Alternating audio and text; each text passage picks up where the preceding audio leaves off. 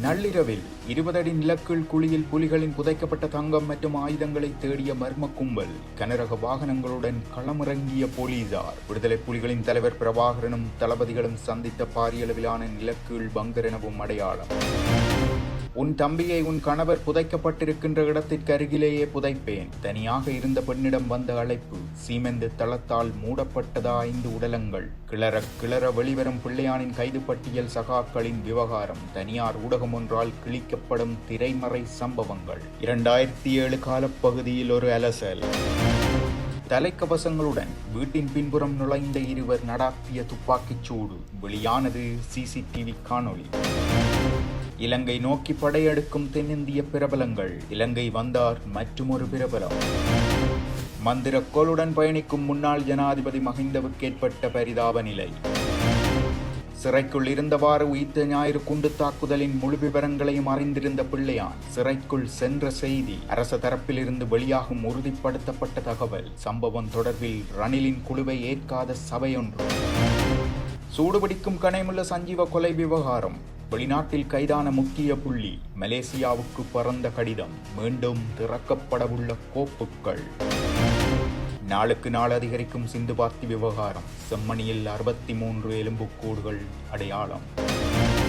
பிள்ளையானின் கூட்டாளி சாணக்கியன் அவையில் ஆவேசத்துடன் அர்ச்சுனா. கொடுத்த அதே என்பிபி அரசாங்கம் ஒருவர் காட்டி கொடுக்கிறோம். தமிழினம் தானே நாங்கள். ஆகவே காட்டி கொடுப்பது என்பது எட்டப்பன் காலத்தில் இருந்து இன்று வரைக்கும் அது சாதாரணம். செம்மணி போல் புதைகுழிகள் தோண்டப்படும், மூடப்படும். இதுல எந்த சந்தேகமும் இல்லை. எனக்கு என்ன கவலை என்றால், முல்லைத்தீவு மாவட்டத்தில் புதுக்குடியிருப்பு பிரதேசத்தில் 8ஆம் வட்டாரம் மந்தவில் கிராமத்தில் புதுக்குடியிருப்பு வைத்தியசாலைக்கு அருகில் உள்ள காணியொன்றில் போரின் முன்னர் விடுதலை புலிகளின் தளபதிகள் தலைவர் பிரபாகரன் உள்ளிட்டவர்கள் பாவித்ததாக கருதப்படும் நிலக்கீழ் பங்கர் ஒன்றினை தோண்டும் நடவடிக்கையினை புதுக்குடியிருப்பு போலீசார் நேற்று முன்னெடுத்துள்ளனர். இச்சம்பவம் தொடர்பில் மேலும் தெரிய வருகையில், விடுதலை புலிகளால் குறித்த 2 ஏக்கர் வரையிலான தனியாரின் காணி விடுதலை புலிகளின் முகாமாக காணப்பட்டுள்ளது.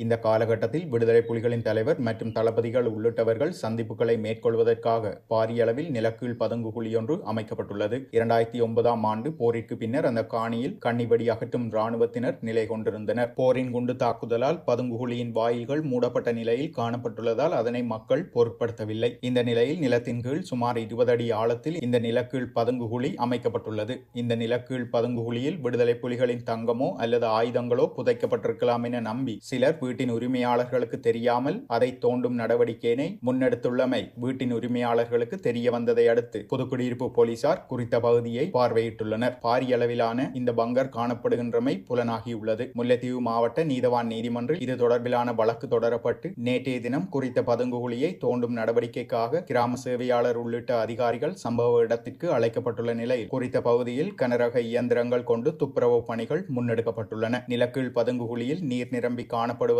அதனையும் வெளியேற்றும் நடவடிக்கையும் நேற்று முன்னெடுக்கப்பட்டது. சம்பவ இடத்திற்கு சென்ற முல்லைத்தீவு மாவட்ட நீதவான் நீதிமன்ற நீதிபதி தா பிரதீபன் குறித்த பகுதிகளை பார்வையிட்டுள்ளார். அத்துடன் தொடர்ந்தும் இன்றும் அகழ்வு பணிகளை முன்னெடுக்க போலீசாருக்கு பணிக்கப்பட்டுள்ளது.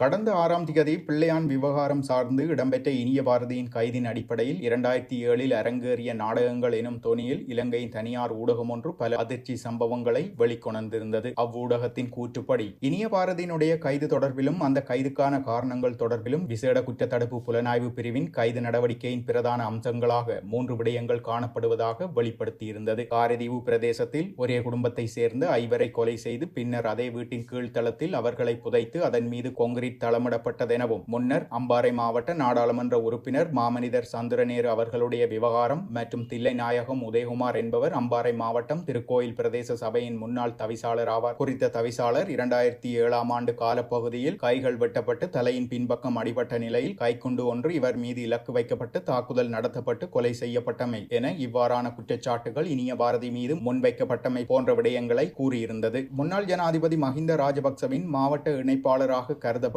இனிய பாரதி ஆவார். அதேபோன்று இவருக்கு அதிஉயர் அரச விருதுகள் கூட வழங்கப்பட்டிருந்தது. இதற்கெதிராக அவ்வேளையில் நல்லாட்சி கால பகுதியில் அம்பாறை மாவட்டத்திலே இனிய பாரதிக்கு எதிரான போராட்டங்கள் கூட அக்காலத்தில் முன்னெடுக்கப்பட்டிருந்தன. இதில் கைகள் வெட்டப்பட்டு கொலை செய்யப்பட்ட தவிசாளர் 2005ஆம் ஆண்டில் நடைபெற்ற உள்ளூராட்சி சபை தேர்தலில் இலங்கை தமிழரசு கட்சியின் சார்பில் திருக்கோயில் பிரதேச சபைக்காக போட்டியிட்டு தவிசாளராகவும் தெரிவு செய்யப்பட்டிருந்தார். உதயகுமார் இங்கு இலக்கு வைக்கப்படுவதற்கான நோக்கமாக அவரின் அப்பகுதிகளில் நிகழும் அடாவடிகளையும் அத்துமீறல்களுக்கும் எதிராக எதிர்த்து தட்டி கேட்டமே என கூறப்படுகிறது. பின்னர் 2007ஆம் ஆண்டு படுகொலை செய்யப்படுகிறார். குறித்த குண்டு தாக்குதல் எதற்காக நடத்தப்பட்டு என்று அவர் இறந்து 18 வருட காலமாகியும் இன்று வரைக்கும் வெளிவரவில்லை. விசாரணைகளை இன்று வரையும் எந்த ஒரு முன்னைய அரசுகளும் மேற்கொள்ளாமைதான் பெரும் மர்மமாக பேசப்படுகின்றது. அது மட்டுமல்லாது அவரின் மரணத்தின் பின்பு பிரதேச சபை தவிசாளர் வீட்டிற்கு ஒரு இனம் தெரியாத நபருடைய தொலைபேசி அழைப்பு சென்றதாகவும், ஒரு நபர் அழைப்பை ஏற்படுத்தியவுடன் உன் தம்பியை உன் கணவன் புதைக்கப்பட்டிருக்கின்ற இடத்திற்கு அருகிலேயே புதைப்பேன் என கூறப்பட்டதாக அந்நாட்களில் குறித்த மரண விசாரணைக்காக வந்த அதிகாரிகளின் வாக்குமூலங்களில் எழுதப்பட்டிருக்கிறது.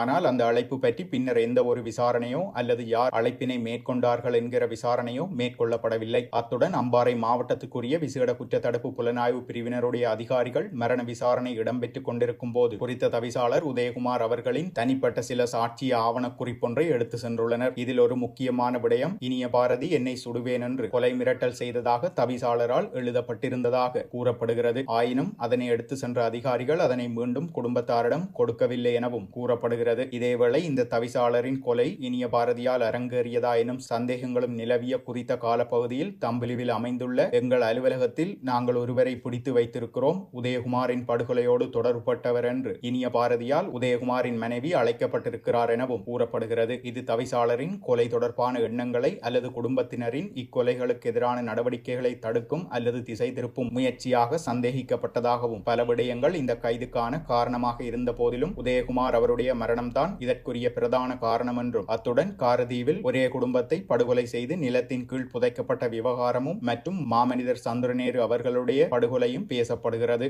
ஆனால் உதயகுமார் அவர்களுடைய விவகாரத்தில் இனிய பாரதி அவர்கள் நேரடியாக ஒரு குற்றச்சாட்டுக்குள் உட்படுத்தப்பட்டிருப்பதாகவே குற்றத்தடுப்பு புலனாய்வு பிரிவினுடைய உள்ளக தகவல்கள் தெரிவிக்கின்றன என அவ்வூடகம் பல விடயங்களை முன்வைத்திருந்தது. இப்படியான பின்னணியில் கடந்த கால அரசுகளில் தூசு தட்டப்படாத பல விடயங்கள் தற்போதைய அரசின் சட்ட நடவடிக்கைகள் மூலம் மேற்கொள்ளப்பட்டு வருகின்றமை இங்கு குறிப்பிடத்தக்கது.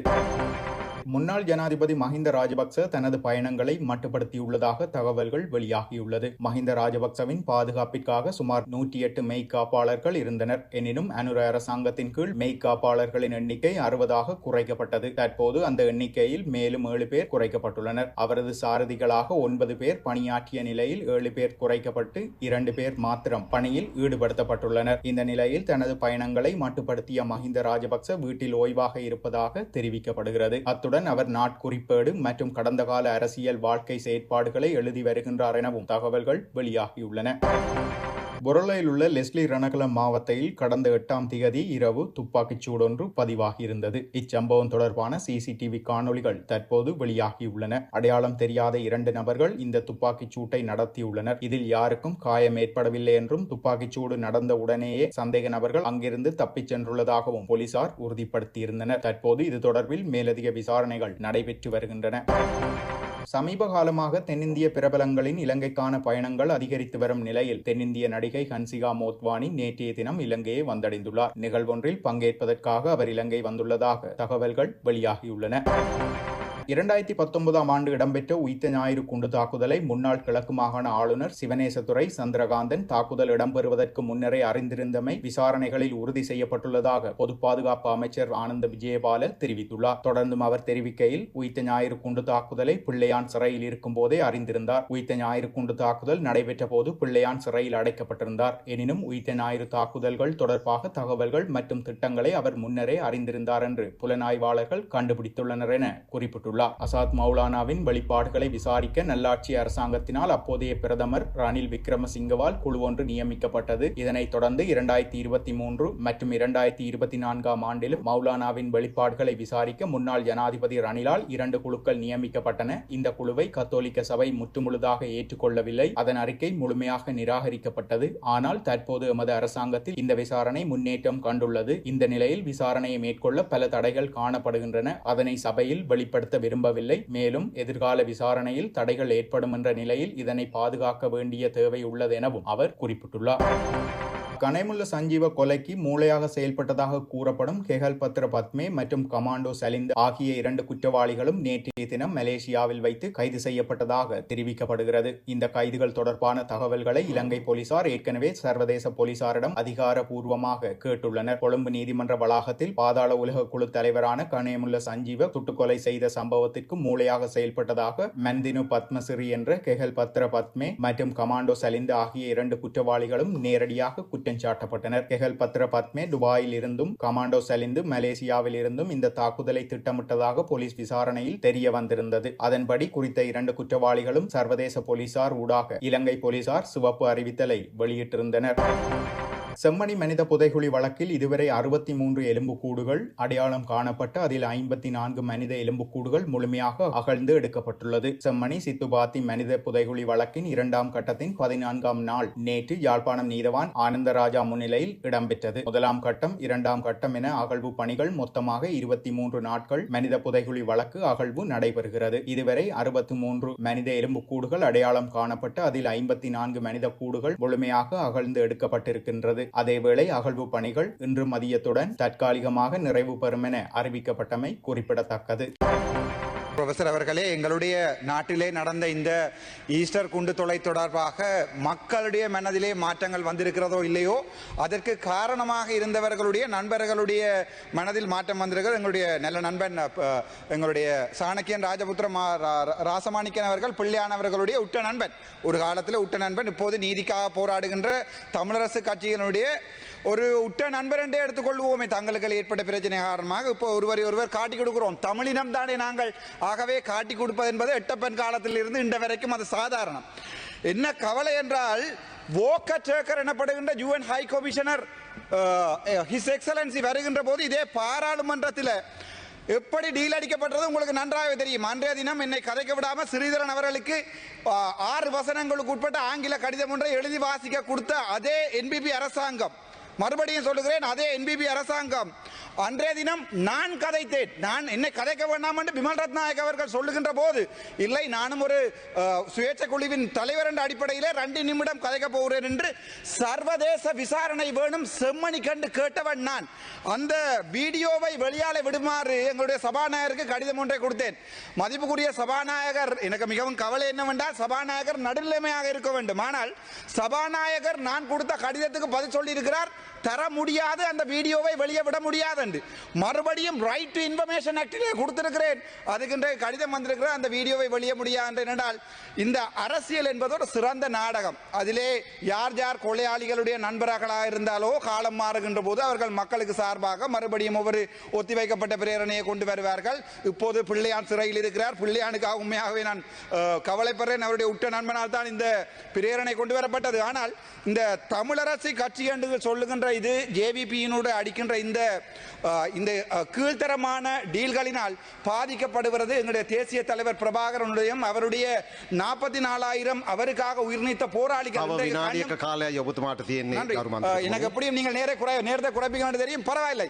ஆனால் அதே போராளிகள், கண்ணில்லாத காலில்லாத காதில்லாத போராளிகளுக்கு இப்போது நாங்கள் இறந்தும் இறக்காமல் இருப்பவர்களுக்கு செம்மணி போன்ற புதைகுழிகளை தோண்டி கொண்டிருக்கிறோம். அதான் நீங்க நடக்கிறது இங்கே. இது ஒரு சிறந்த அரசியல் மேடை நாடகம். என்னுடைய வாழ்க்கையிலே நான் பார்க்காத சிறந்த அரசியல் மேடை நாடகம் என்பது இந்த பாராளுமன்றம். நாங்கள் இந்த பாராளுமன்றத்தில் கதைக்கின்ற ஒவ்வொன்றையும் நம்புகின்ற எங்கள் தமிழினம் இருக்கும் வரைக்கும், கிழக்கு மாகாண மக்கள் வாக்கு போடுகின்ற வரைக்கும் எங்களுடைய தமிழினம் காலம் காலமாக இவர்களால் கொலை செய்யப்படும், அழிக்கப்படும். செம்மணி போல் புதைகுழிகள் தோண்டப்படும், மூடப்படும். இதில் எந்த சந்தேகமும் இல்லை. எனக்கு என்ன கவலை என்றால், எங்களுடைய ஹர்ஷன நாணயக்காரவும் போலீஸ் அமைச்சரும் சொல்லியிருக்கிறார்கள், இந்த விடயங்கள் தொடர்பாக நாங்கள் கதைக்கும் போது CIDக்கு கூப்பிட முடியாது என்று. அவர்களுக்கு இந்த பார்லிமெண்ட் பிரிவிலேஜ் ஆக்ட் என்பது அவரோட சட்டத்தரணி ஹர்ஷன நாணயக்காரர் என்றவர் ஒரு சட்டத்தரணி. அவர் சொல்லியிருக்கார், என்னுடைய செம்மணி புதைகுழி என்பது அவருக்கு ஒரு ஹியசையாக காதால் வந்த செவிவழி வந்த விடயமாக இருக்கின்றால், NBP ஆடுகிறது, தமிழரசு கட்சி சேர்ந்து ஆடுகிறது, சங்கையும் ஊதுகிறது. சங்கு இப்போது இல்லை. ஆனால் ஒரு தன்னந்தனியனாக ஒருத்தனாக இந்த பாராளுமன்றத்திலே 6 நிமிடம் நிமிடமாக 6 நிமிடம் தரப்பட்டது, 3 நிமிடமாக மாட்டப்படி இருக்கிறது. அரசாங்கத்துக்கும் பயம், அற்றுனா ஏதாவது கதைப்பான் என்று. ஆகவே ப்ரொஃபசர், தேங்க்யூ சோ மச், நன்றி.